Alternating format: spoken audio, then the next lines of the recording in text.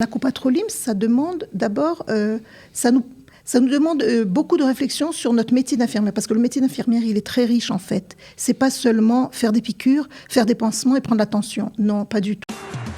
Un professionnel au lait vous parle de son métier. Nathalie Barour, bonjour. Bonjour. On est ravis de vous accueillir. Vous êtes infirmière en gynécologie à la copatrolim Méo-Khédet de Modine. Et vous exercez ce métier d'infirmière depuis combien de temps ? Depuis 1984, ça fait 36 ans.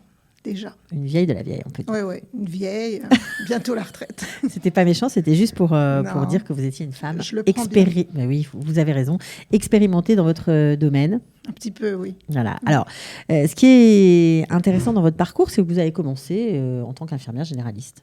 Tout à fait. J'ai commencé à travailler d'abord à l'hôpital en France. Et puis j'ai fait mon alia en 86 et je suis venue travailler ici. Je voulais travailler à l'hôpital, mais je ne comprenais rien en hébreu. Donc, je suis allée faire un ulpan spécialisé pour les médecins et les paramédicaux. Ensuite, j'ai travaillé à la copatrolim Léoumite à Jérusalem. Et en copatrolim, j'ai vu qu'il y avait beaucoup d'horizons pour travailler dans la Keïla, dans la communauté. Donc, je faisais des bikour et baïd, je faisais beaucoup de choses qui m'intéressaient. Et ensuite, je suis passée à la Méo-Khédet de Modine. J'habite à Modine depuis 23 ans, depuis le début de la ville. Et à la Méo-Khédet, j'ai commencé à travailler 3 heures par jour pour allaiter ma petite fille.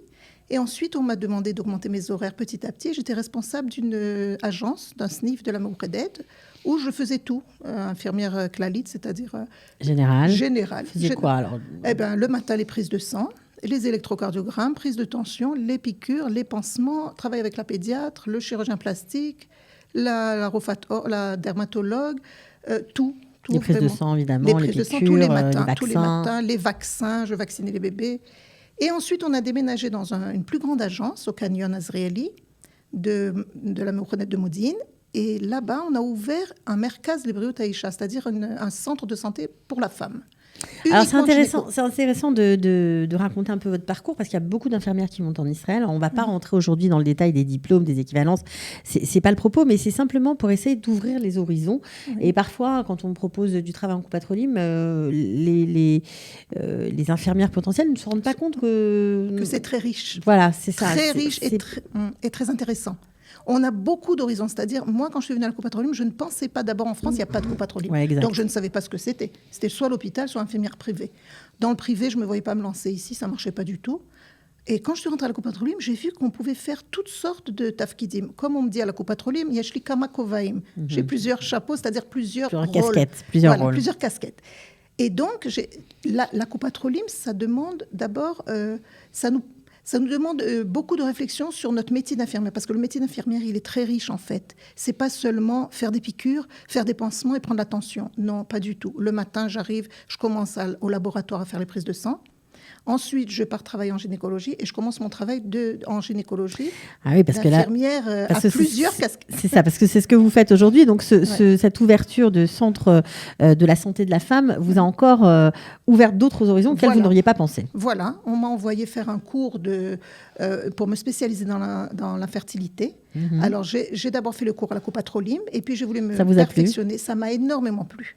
C'est de l'enseignement, c'est faire yehoutz, du conseil à la femme qui veut avoir un enfant et qui n'y arrive pas parce qu'elle a des problèmes ou que son mari a des problèmes ou simplement parce qu'elle est très, très en lachat. Elle n'a pas de problème, mais c'est juste la pression.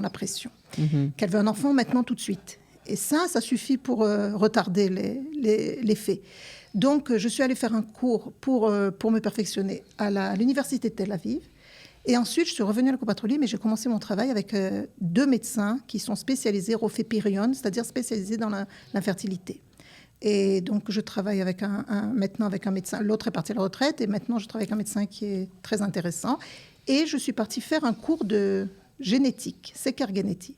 Alors, en plus de tout ça, vous avez également étudié par vous-même à l'université, parce que avant qu'on vous envoie suivre tous ces cours, vous avez senti qu'il y avait quelque chose qui vous plaisait et il y avait peut-être une activité en tant qu'infirmière à développer au sein de cette copatrolim. J'avais très peur d'aller étudier à l'université parce que vu mon niveau d'hébreu qui est quand même pas, c'est pas ma langue maternelle, même si je parle bien pour lire et écrire, c'est très dur de suivre un conférencier, de noter, de faire tous les examens et en plus on a un mifran à la fin. Et je l'ai fait et j'ai vraiment adoré ça. C'est-à-dire l'étude en hébreu, c'est très intéressant. Et c'est moins difficile que ça ne paraît. Ça paraît très dur. J'avais très peur de rentrer dans ce bien cours. Sûr. Et mais ça s'est bien fait. Finalement, ça s'est bien fait. Ouais. Alors, vous avez donc continué votre chemin, en fait, par ce sujet qui vous avait plu beaucoup. Et puis, la copatroline vous a suivi, quoi. C'est ça qui est quand même chouette. Tout à fait. Et au début, elle ne voulait pas m'envoyer à ce cours, donc je l'ai fait à mes frais. Et ensuite, j'ai demandé à être remboursée parce que j'ai dit non, je le fais pour donner un chiroute à la copatroline. Et ça a marché. Un service, et ça a très bien marché. Et du coup, on m'a envoyé à un autre cours et un autre cours. C'est-à-dire, je suis allée après me perfectionner en génétique. Alors, ça consiste en quoi? Ça veut dire quoi, génétique? Une fois que je m'occupe d'une personne qui vient voir le médecin pour être enceinte, une femme qui veut être enceinte, une femme ou un couple ou deux femmes, je reçois même des femmes qui n'ont pas de benzouk, de partenaire, et elles font un don de sperme pour avoir un enfant. Et elles viennent chez le médecin, je leur apprends, mais quand je leur apprends comment faire leur traitement, comment injecter leur piqûre, ou tout simplement comment faire un maakaf, c'est-à-dire un suivi de leur ovulation, il faut aussi faire les examens génétiques. Et ça, il fallait à tout prix que j'aille faire ce cours, parce qu'à chaque fois, il fallait qu'elles prennent rendez-vous chez une autre infirmière. Du coup, elles viennent chez moi, elles font la poriout, c'est-à-dire la fertilité, elles font le sécar génétique, toutes les prises de sang prénatales. C'est-à-dire, avant que l'enfant vienne au monde, on doit savoir de quoi est porteur son père et sa mère. Comme il reçoit 50% des gènes de son père et 50% de sa mère, on est obligé de savoir que le bébé qui va venir est un bébé en bonne santé. Bien sûr. Voilà. Donc, tout ça, maintenant, elles le font avec une seule personne. Donc, c'est un gain de temps énorme pour la future maman. Et puis, pour vous, c'est aussi un lien très, très riche avec la maladie. Qui se tisse. Et ensuite, j'ai fait mon cours de Livou et Rayon pour alors, terminer en beauté. Rayon, ça veut dire un accompagnement de la femme enceinte. Voilà. C'est-à-dire du premier jour où son résultat d'examen de bêta-HCG est positif, donc elle est enfin enceinte après avoir fait les traitements ou le suivi, elles viennent me voir et là, elles prennent rendez-vous tous les mois au moquette de la copatroline, au téléphone, et elles prennent rendez-vous. Et maintenant, ce mois-ci, on commence... Alors, on va en parler. Alors, juste pour parler de cet accompagnement de la femme enceinte, c'est assez nouveau relativement. Parce qu'il y a peut-être des gens qui nous écoutent et qui ne connaissent pas. Ouais. Donc, ça a 3 ans. Ça veut dire que toutes les femmes enceintes ont droit à cet accompagnement. En particulier les femmes enceintes du premier bébé. Mais toutes. Aujourd'hui, j'ai reçu une personne qui est enceinte du 3e bébé et qui a voulu venir écouter ce que j'avais à lui apprendre. Alors, même si ce sont des femmes qui n'ont pas suivi de traitement pour infertilité. La plupart, ce sont des femmes qui sont tombées enceintes spontanément. Donc ça existe depuis 2017, ça marche très bien. Très bien. Et là, il y a un nouveau service qui vient d'arriver à la copatroline. Ah oui, c'est tout nouveau, tout beau. On commence cette semaine. C'est le service hybridi. Ça veut dire, Achot Livou et Rayon, l'infirmière qui s'occupe d'accompagner la personne enceinte. Okay. On doit prendre rendez-vous chez elle, hybridi, c'est-à-dire rester à la maison à cause du corona, ne pas sortir de la maison et faire cet entretien par ordinateur. C'est-à-dire, j'ai une caméra sur mon ordinateur, la personne aussi.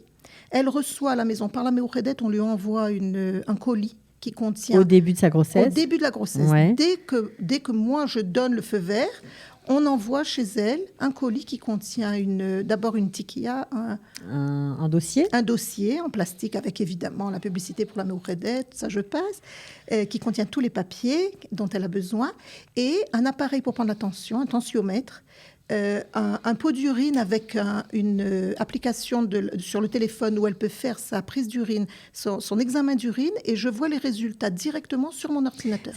C'est instantané, quoi. Il n'y a plus besoin de se déplacer. Cheten Digitali. Voilà, il n'y a plus besoin de l'urine digitale. Il n'y a plus besoin de se déplacer. Plus besoin de venir. Il y a des couleurs sur la boîte, j'imagine. Exact. Et en fonction du changement du stick, on voit si elle a des protéines ou de l'acétone si elle est déshydratée. C'est surtout pour éviter l'éclampsie, qui est la raïletérayone. Pendant la grossesse, on a peur que la femme soit en danger et une maladie qui s'appelle l'éclampsie, la pré-éclampsie. Donc ça, on voit tout de suite qu'il y a des protéines ou pas dans l'urine. Donc il y a aussi, j'imagine, un suivi avec un médecin. C'est aussi possible. Bien sûr. En même temps que vous. En même temps que moi. Alors on peut faire une sirhat vidéo, c'est-à-dire on peut être 3 sur cette discussion vidéo avec le médecin, faire intervenir le médecin et lui dire branche-toi sur ton ordinateur. J'ai telle patiente, Madame X, qui voudrait poser une question. Je n'ai pas toujours les réponses. Ouais. Et là, je fais intervenir le médecin. Ce qui est magnifique pour la personne qui est à la maison avec ses enfants ou seule ou avec son mari. Peut-être elle ne peut pas se déplacer. Et puis peut-être qu'elle est en bidoude. J'ai eu aujourd'hui une personne qui était en bidoude. Elle ne peut plus venir à la copatroline. Elle doit rester à la maison pendant 10 jours Mais pour toi, elle va être suivie, tout à fait normalement. Et on ne va pas la rater. C'est génial. Alors, justement, puisqu'on parle de ce métier, qu'est-ce qu'il faut comme qualité pour être une bonne infirmière en matière de fertilité ou d'infertilité ? La première qualité, il faut aimer ce qu'on fait. D'accord. Parce que ça, c'est comme quand on prépare un gâteau. Si on n'aime pas le faire, on va le rater. Donc, si on n'aime pas notre métier d'infirmière, on ne le fera pas bien. Si on aime ce qu'on fait, il faut aimer enseigner. Parce que moi, mon métier en ce moment, c'est plus de l'enseignement. Je suis une achot yoetzet, ça veut dire une conseillère. Je conseille à la personne quels examens elle doit faire et je lui explique pourquoi c'est important. Parce que j'ai souvent des femmes qui ont un certain âge et qui me disent « Oh non, ça je ne le fais pas, c'est meilleur. » Pas plus tard qu'aujourd'hui, j'avais une personne qui ne voulait pas faire sa Amassat Soukar. C'est son examen pour vérifier si elle avait du diabète. Et elle a découvert qu'elle a du diabète. Elle est à la 39e semaine, elle a un gros bébé. On va l'envoyer aujourd'hui à l'hôpital accoucher. Donc, je lui ai donné un rendez-vous pour le médecin cet après-midi et il va l'envoyer faire provoquer l'accouchement. Oui, parce qu'il y a beaucoup de choses à vérifier. En fait, les femmes ne comprennent pas. Enfin, elles comprennent, elles ont Google, mais elles ne comprennent pas l'importance de l'examen. Et quand on leur explique, eh bien, elles font tout ce qu'il y a à faire. Et j'ai aussi la chance d'avoir plusieurs sortes de patientes. C'est-à-dire, j'ai des gens qui viennent de Bnei Brak, et qui sont haridim et qui me disent avec leur conseil, est-ce que je dois faire cet examen ? Parce qu'ils ne font pas les examens génétiques. Ouais. Je leur ai dit, demandez à votre Rav. Si le Rav vous dit oui, alors faites-le. Moi, je ne vous dis pas. Moi, je vous explique pourquoi c'est important. Après, à vous de choisir. Donc, j'ai aussi des gens qui viennent de Tel Aviv, de Modine, vraiment de tout Israël. On a eu aussi des patientes de Beersheva et de Haïfa pour la poriout. Maintenant, pour ce qui est des femmes enceintes, elles habitent en principe autour de Modine. Elles viennent chez le médecin une fois par mois et chez l'infirmière une fois par mois. Et je les suis, je leur donne des conseils, quoi manger, quoi ne pas manger quand on est enceinte. C'est-à-dire que on se rend compte quand vous parlez que c'est très très vaste, quoi. Énorme. Votre travail touche à beaucoup de domaines différents. C'est ce que j'aime et on en apprend tous les jours. Même moi, j'apprends plein de choses tous les jours. Parce que d'abord en génétique. Vous avez des formations continues en génétique ? Oui. D'abord, j'assiste à des conférences. On a des knassim, des congrès de médecins spécialisés et d'infirmières spécialisées. Parce que si on n'est pas au courant, on ne peut pas enseigner à une personne si on ne sait pas. Et comme on dit en hébreu, ayeda ze koach.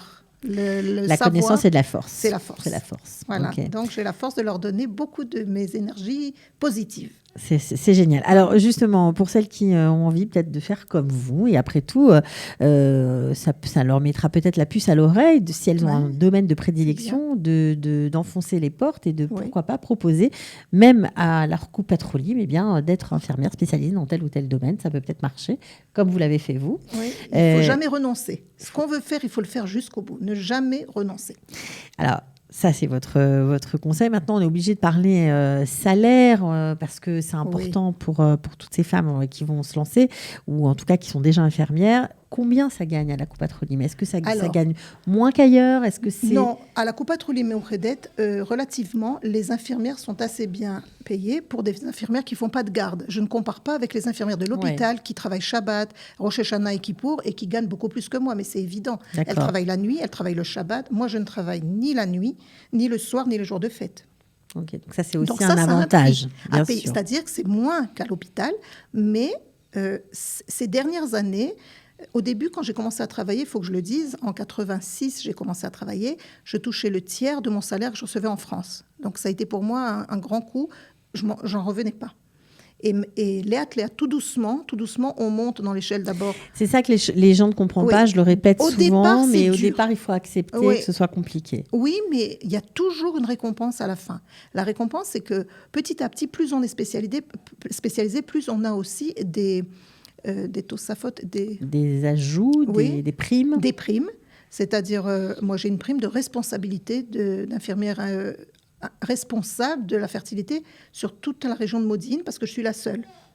Et dans le Livou Irayon, à la coupe patronyme, on est payé... L'accompagnement de grossesse, je le traduis. Oui, l'accompagnement de grossesse, pardon. Ça fait longtemps que j'habite en Israël. Il n'y a pas de problème. J'en oublie mon français.